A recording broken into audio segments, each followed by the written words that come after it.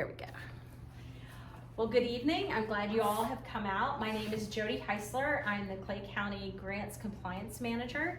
And tonight I have a couple of colleagues with me. I have Madison Ellis, who is a grants analyst on the compliance team, and I have Amber Kraft, and she's one of our county's grant writers. So we're glad that you're here. They're going to be compiling any comments that you might have, any suggestions when we get to that part of the evening, and that will then become part of this record that gets submitted for with the grant. So we thank you for being here. If you just wandered in thinking, you know, you didn't have anything to do this evening, this is the community block grant, community development block grant meeting where we'll discuss the 2026 and to 2030 consolidated plan and the first year of that consolidated plan, which is fiscal year 26. So the purpose of this meeting is to describe these two plans, proposed plans, and then to receive your feedback on what we've talked about or what you would like to see these dollars go to as we move forward with the proposal and trying to determine how these dollars should be utilized by the county. So who or what is CDBG? It is a block grant. It's an entitlement grant. It is funded by HUD, which is obviously a federal department, and the HUD exists to really provide. Greetings, good evening. Good evening. If you want to go ahead and sign in and do that, I appreciate it. Thank you. And so CDBG HUD exists to benefit low to moderate income residents and quality of life, housing, services, all of those types of things. CDBG also supports community development activities, and it allows the county to leverage other resources, financial resources. So if we get money from the state or from other sources, we can add these dollars to existing projects and existing pools of money, and that allows then the county to have better ability to execute projects across the whole. This is the second 5-year plan that we're looking at tonight. We're in year 5 of the first 5-year plan, and we've learned some lessons. So some of those lessons that we've learned have to do with internal process. When you start out a brand new grant that you've never done before, that's as extensive as a CDBG entitlement grant can be, you don't know what you don't know. So over the course of the 5 years, we've put together a good process, we've built efficiencies, we have staff now that are dedicated. I have one analyst that her job is all federal grants, and so she is point of contact for this program. We've learned the way to work collaboratively across departments to execute this grant, and we've learned how to be efficient in both the process of figuring out how to use the money as well as how to implement the program, and we have definitely built internal efficiencies within the grants team on how to recoup those. It's a reimbursement grant, so how to recoup those resources in an efficient and timely way. One of the other things that we've learned is engagement with the community. We've tried a lot of different mechanisms. Some are required. The others allow us some flexibility to be creative, and so we've tried a number of different things. We do now have an email box that's dedicated to the community development block grant, so at any time if you have comments or suggestions, that is always there. So we've opened some full-time ability to have community engagement, and then we try to get the word out for meetings like this so that we can get the community's feedback on what we're thinking to make sure that we're in alignment with what the citizens want to see. We have also realized that we need to move toward projects that are visible across the whole community and have a lasting benefit for the community. In the earlier years of this program, a lot of the monies were earmarked and for a part of this grant that allows for home rehabilitation for community residents that are in low to moderate areas, income areas that have a real need for maybe air conditioning, quality of life type things, water, air conditioning. We don't need heating a lot, but sometimes we've needed heat. So things like that these dollars can be used to help them rehabilitate their living environment to make it safe and livable. That's great, but it only impacts that family. It doesn't necessarily have a larger impact. And so we heard over the course of the last 5 years a good bit of feedback from the community that they would really like to see these dollars used in ways that benefit the largest population of the community that it can. So we've taken that into consideration, you'll see here. We've also learned how to coordinate the projects and the plans with the county's strategic plan. So the county has a 5-year strategic plan, and we've found that maximizes efficiency because the plans and those projects have already been approved by the county commissioner. The dollars for those have already been budgeted. So these funds can then augment those projects and those dollars to allow increased efficiency to execute some of those projects. And then one of the main things we've learned is when the folks who first started implementing this grant and writing it got very specific. We're going to do these very specific things. Well, over the course of 5 years, a lot of change can happen in a county. It doesn't look like it did 5 years ago. And we've learned that we need to have flexibility. So we need to make these plans a little less specific, higher level. HUD does require us at some point to get address level, but not in either of these two stages. So we will get to a point where we would need to say, what specific facility are we going to do, or what specific park, and what in that specific park. But that comes much later in the process than we're going to talk about this evening. So that allows flexibility year to year and over the course of the 5-year plan. So what is the vision for the second 5 years from 2026 to 2030? So these are the 4 priorities. These are the 4 priorities. We want to look at infrastructure and what we call connectivity. That's not like internet connectivity. That's being able to connect neighborhoods, schools, people, right? So a lot of these projects, infrastructure, are going to be visible, things that you can see. Sidewalks, streets, those types of things that will allow that. So infrastructure. And over this plan, and again, this is proposed, so it has not been approved by the Board of County Commissioners yet, but we're proposing that 60% of the overall dollars over the course of the 5 years go to these types of activities and these types of projects. We're looking at, we're proposing 25% go to parks and public facilities. And we'll get into a little bit more detail what that looks like. But this is mostly, again, to make those facilities or those amenities accessible. We need to do some work with, to make them in ADA compliance, to make them more accessible to folks with ambulatory challenges. Sometimes the parks don't have good access to the actual playground.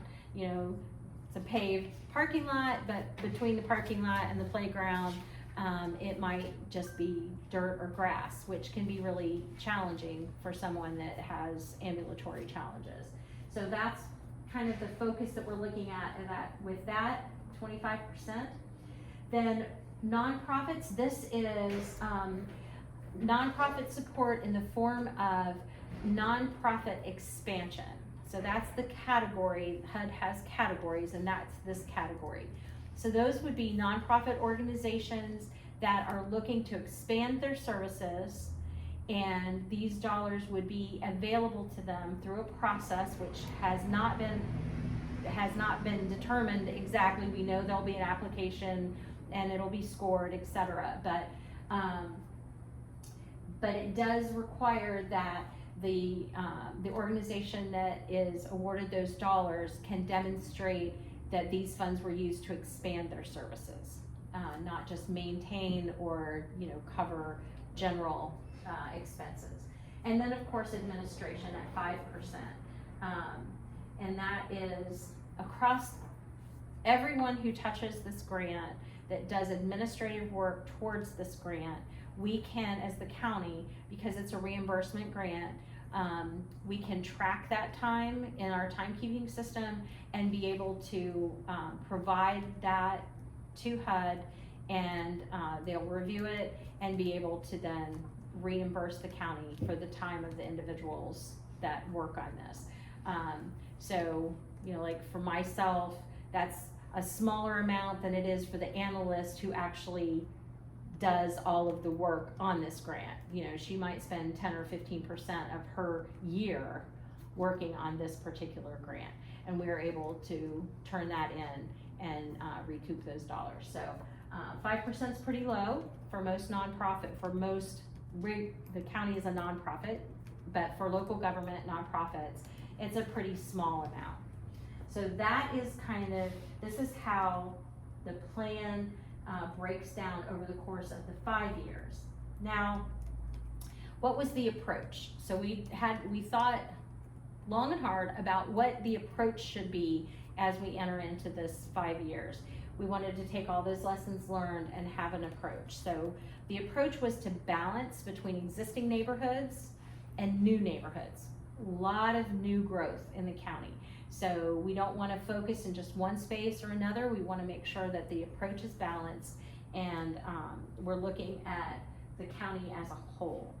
And that was one of the other approaches, was making sure we were looking at the county holistically. While we have some areas of the county that have a significantly higher population of low to moderate income residents, there are pockets of low to moderate income residents across the whole county. So every district, every commissioner's district has areas that can benefit from these dollars, some more than others, but in the past we've focused primarily on some of those larger communities of that population.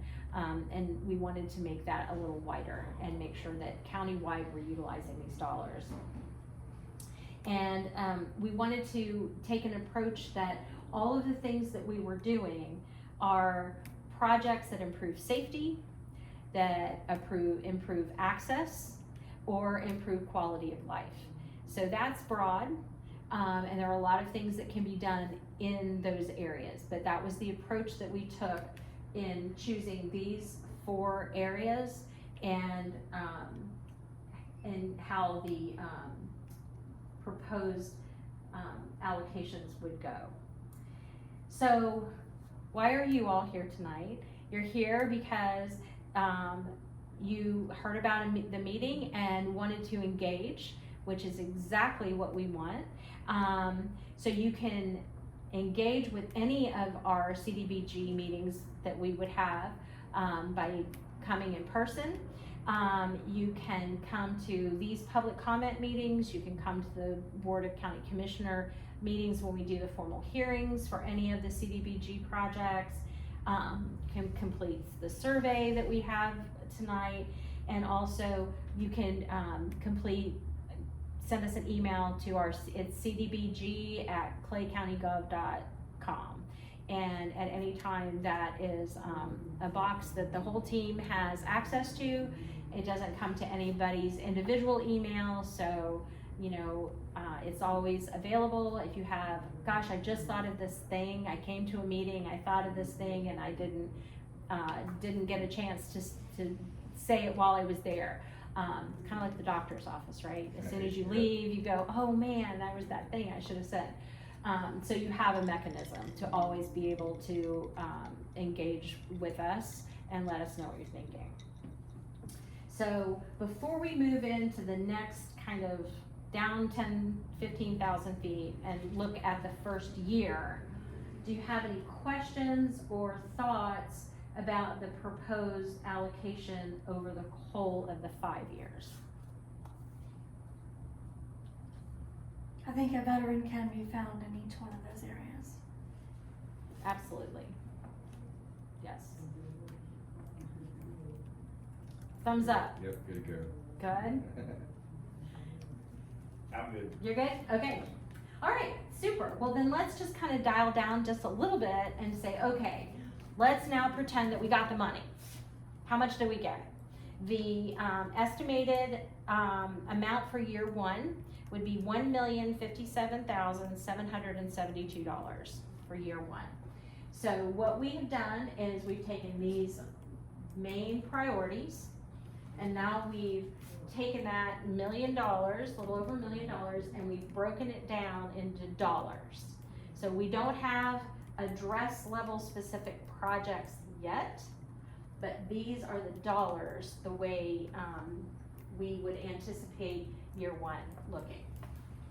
Again, proposals not set in stone at this point. So $634,663 towards infrastructure, $264,443 towards parks and public facilities, $105,777 towards nonprofit support, and $52,889 towards administration. So I want to talk a little bit more in detail about what do these mean, what could they mean when we get to the project determination level. Infrastructure right now is primarily sidewalks. It's been something we've heard over the course of the last 5 years repeatedly from the citizens.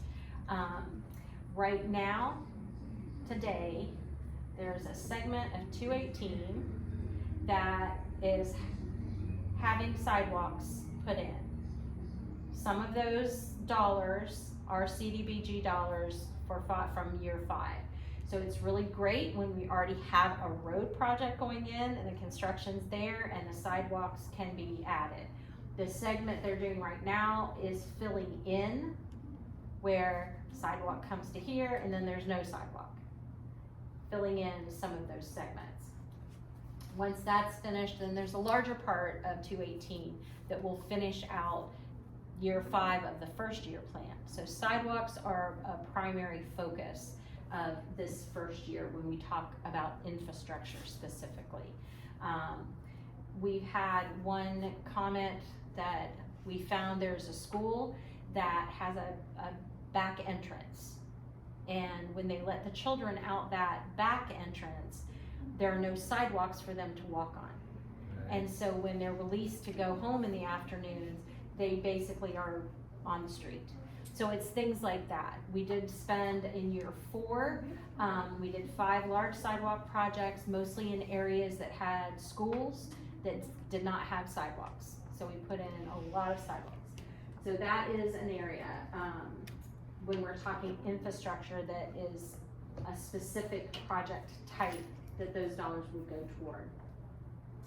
When we're looking at public facilities and parks, mostly we're looking at parks that would be in low to moderate income areas that don't have good accessibility or that are not yet ADA compliant.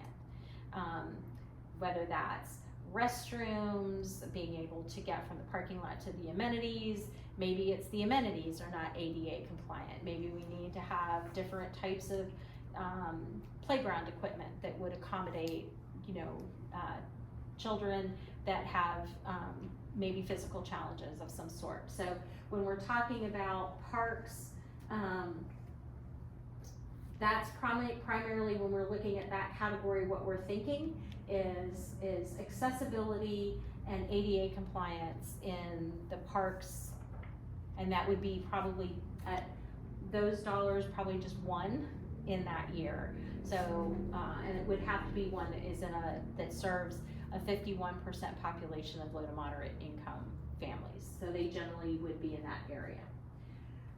Nonprofit support has two pieces. It's nonprofit support in the ways I described from the expansion of nonprofit services, as well as community engagement in what we call neighborhood cleanups.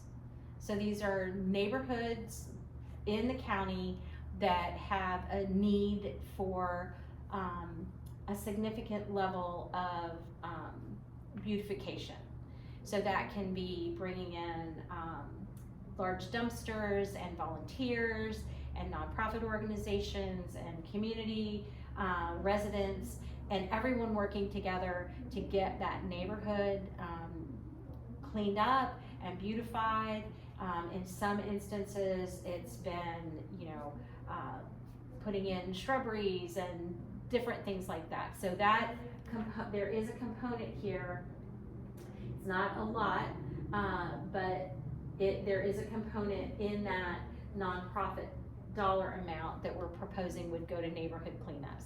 Neighborhood cleanups have been part of the CDBG program since its inception. Since we've gotten our first grant, we've done that every year. Normally in the late winter and then in the late fall when it's not 100 degrees outside. So right now we're not doing any of those, but we did do them in like March, April, and then we'll have a few more at the end of this fiscal year. So in September, October, we'll have a couple more scheduled.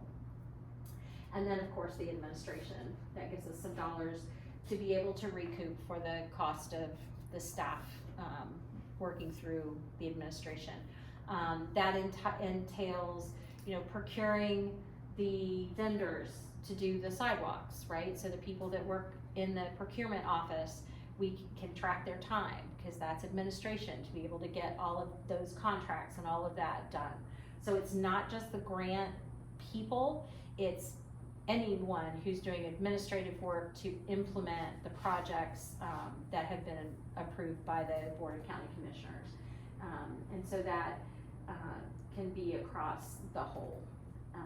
So that is how we would propose year one's allocation be spread out. Questions about that? I do. So the component of a nonprofit being neighborhood cleanup, you're talking like an HOA perspective beautification, shrubberies, curb appeal, things like that. We're talking, the ones that we've done most have been in a specific neighborhood. We've done Tanglewood, we've done down in Keystone, Clay Hill, some communities in Keystone where maybe there are old cars and tires and discarded furnishings, things that don't make the neighborhood lovely for everyone. And so the Clay County volunteer coordinator would put together a Saturday community cleanup, put it out, would coordinate with local nonprofits that would be able to get the word out, get the residents out, churches, and then the volunteers. We have a group of volunteers that are registered with the county, and so he would call up to them and they would go. We've done, before we switched to FCC for trash pickup, one of the community cleanups, these dollars purchased trash cans, big trash cans, the ones like we have now, for the residents of that neighborhood, because they didn't appear to have receptacles large enough to handle some of the trash that was being put out. And so then it ended up not in a receptacle. So these dollars provided them with some of the 90-some gallon large trash cans. A lot of times it's to bring in a dumpster so that those larger pieces can go. Can I ask a question? Absolutely. So my question on it is, while you have Florida Baptist Disaster Relief coming in to do certain things, hurricane cleanup, or disaster relief cleanup, beautification cleanup that's not necessarily curb appeal or non-HOA resistance, if you will, but veterans helping veterans trying to maintain their properties or maintain their living space, whether it's Asbury Downs or it's Summeroff, Hanley, or Sandridge, wherever it may be in Clay County. That component is a state of emergency hurricane cleanup part of that component? No, hurricane cleanup is a different funding source. So there is a block grant, a CDBG grant, but it's called a CDBG-DR, which is disaster recovery. So that is a complete different funding source. So if we needed to do that, we would have to then, or through FEMA. So, so disaster recovery is a whole separate pot of money, if you will. So this would be like vets helping vets. It would be neighbor helping neighbor. So like if you lived in a neighborhood that had, you know, just maybe there are 20 homes in the neighborhood and 15 of them just don't have the same, you know, they just don't dispose of their belongings properly. We can help. You know, we can help because it increases community pride, right? So this is quality of life type stuff. It increases community pride and it increases value, right? If a neighborhood stays in good condition, that's a plus for everyone that lives in the neighborhood because your property value will be higher than if there are homes that are not as well kept. So from our perspective, being veteran council, veteran driven, it's a veteran helping a veteran. Correct. For the home beautification. If they can't get outside of their home and they need a ramp built to keep that upkept, not going down looking, you know, Jerry, yard cleanup, mowing the grass, that's still a vet helping a vet, so to speak, or the council helping that veteran and or their family. Right. Caregiver, children, whoever may also be there. Absolutely. Funded for those kinds of things. Right. Okay. So, you know, if there was a neighborhood, we know that veterans often fall into the low to moderate income category. So if there were neighborhoods that had, you know, from your perspective, a significant veteran population, that would be something that we would want to know, right? And then we can pass that along so that when these are being planned, we can focus in that area and be able to meet two needs, right? Neighborhood as a whole, but a specific group of folks that maybe primarily live in that neighborhood, which would be veterans focused. So absolutely. I think veterans make up a huge population of Clay County in general, not I just the think, neighborhood. do you know the number? Over 30,000. That's just veterans, retired, and active duty. And So that not doesn't included- include not families. It's over 46, right? Yeah. For totality. Yeah, so that's, you know, you're looking at, you know, a third Right. or so And of the county. And a good percentage of that is homeless. So the beautification monies Right, would absolutely right. help in that perspective. Absolutely. Yeah. And then the other piece is what we talked about earlier, which would be Yeah. an actual nonprofit organization that would go through the process, be selected based on what their service is, the gap Right. need, and then the expansion that what they're trying to expand. Veterans So. Council can make that happen. So yeah, so definitely, it's good stuff, but this feels comfortable to you all? I mean, Makes sense. okay, good, making sense is Breaking good, it down pretty good, thank you. good.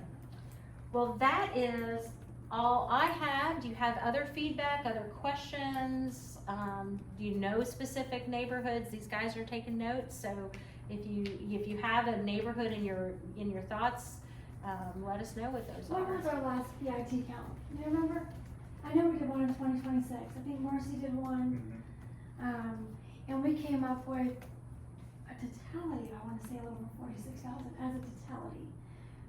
Homeless, I don't remember what percentage on that. I think it was like 45% or something was homeless. Homeless meaning couch surfing, no permanent residence, and a lot of those veterans have children. Right. While your elderly community of veterans is more of your low to moderate income, lower, Right. because of Medicare being their only source of income. If they're seeing a VSO and they're getting service through benefits, maybe a little higher, but that's in and of itself a percentage of its own. Mhm. And the healthcare being driven into that, which would include the population for poverty and or need for home cleanup, neighbor to neighbor, maybe, that's a percentage as well. So, So I think that this is a new kind of perspective is veteran homelessness. I don't think in any of our previous meetings, anyone that has come to support veteran services has addressed veteran homelessness. So I can I think address it for a second? Yeah, so we'll make sure that we get that noted, please. So do. HUD VASH is a huge, I'm sure you're familiar with HUD VASH. I am actually not. So HUD, Housing Urban Mhm. Development, VASH is Veteran Affairs Subsidized Okay, Housing. okay. It's a HUD division only for veterans, not civilian driven.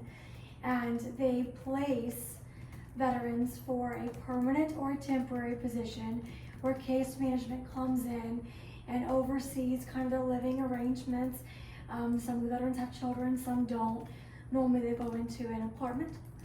Some go into a trailer or a home, depending on, where that falls into play with the case manager, what have you. But the monies allotted to them are, I've never seen it run out. Supportive Services of Veteran Families, which is now changing homelessness, which we took a presentation on last month, they're real big on doing temporary assistance.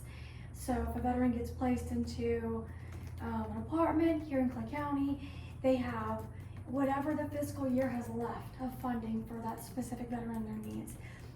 It may be utilities based, so water and electric and rent, but they have to stabilize themselves. They have to sign that contract themselves, meaning they have to commit to a certain amount of money a month. And then once they get that employability,